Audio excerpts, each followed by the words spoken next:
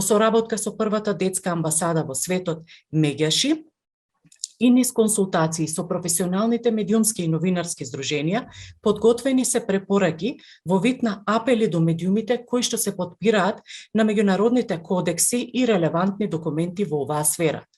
Во иднина, овие препораки ќе послужат како основа за надградба на етичката рамка и кодексот во однос на известувањето за овие прашања и теми. Кога станува збор за децата и за младите, ние мора да бидеме исклучително внимателни. И тоа не само кога имаме вакви ургентни состојби, туку и во целокупното известување кога се однесува и на било какви активности кои што ги покриваат медиумите.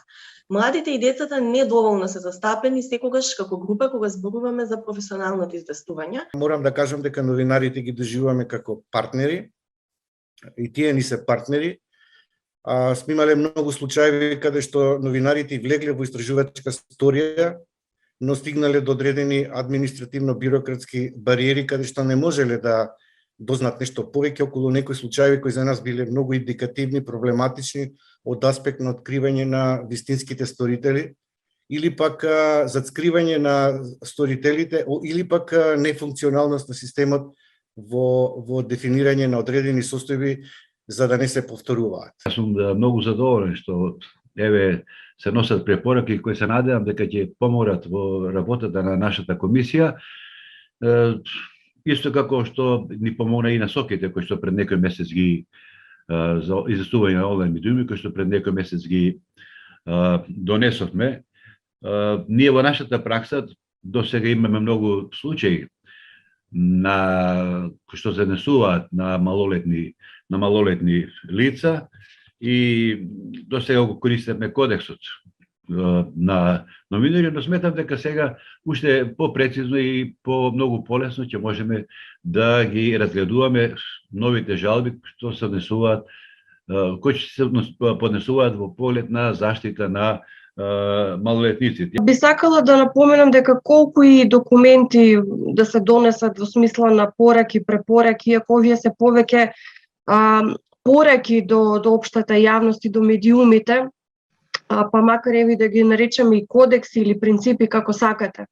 Мислам дека свеста и постапувањето, односно свеста треба да се зголеми и драго ми беше дека во еден така посеопфатен и поинклузивен процес на разговори и на дискусија, кој што беше подпомогнат, се разбира, во рамки на проектот со поддршка од делегација на Европска унија, всушност ние успеавме да се слушнеме меѓусебно.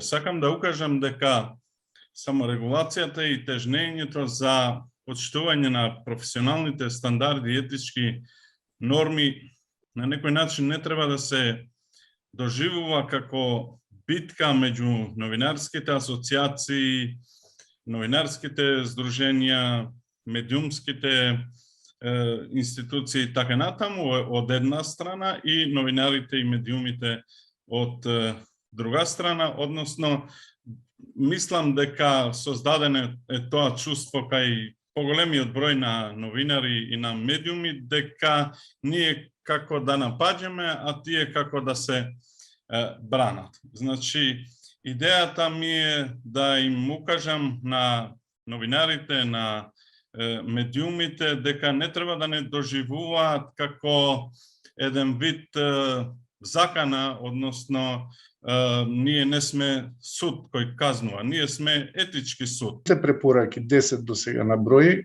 тие се донесени врз основа на веќе постојачки норми, дали во етичките кодекси, дали во конвенциите меѓународни, дали во законите што ги уредуваат правата на децата. Наместо да се трча по сензационализам, добро да се застане, да се размисли која информација е осетлива и да се размисли како тоа се прави. Не е никаков проблем да се застане еден момент и да се размисли што се прави. Иначе, знаете, ние што работиме посебно во телевизиите, кај што морате да имате слика и кога разговараме, што да се објави, што не, можни се грешки. Наистина се можни понекогаш во монтажа да не се замагли некое лице и слично, меѓутоа мора се настојува да се почитува, нели, да се почитуваат овие етички стандарди. Ова е нели само почеток. Ние ги надоградуваме сите тие нели вклучително и кодексот со насоки и овие препораки, и сметам дека може само да придонесат кон професионален пристап за кон информирање на јавност, кога станува збор за јавен интерес.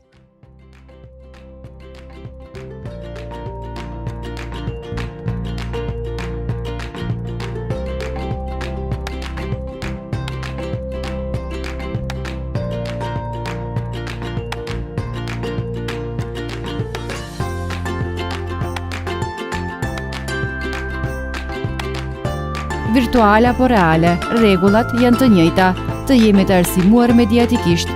Ditët e arsimimit mediatik për fëmijët dhe të rinjt, nga 22 deri më 29 nëntor. Shih më tepër në mediumskapismenos.mk.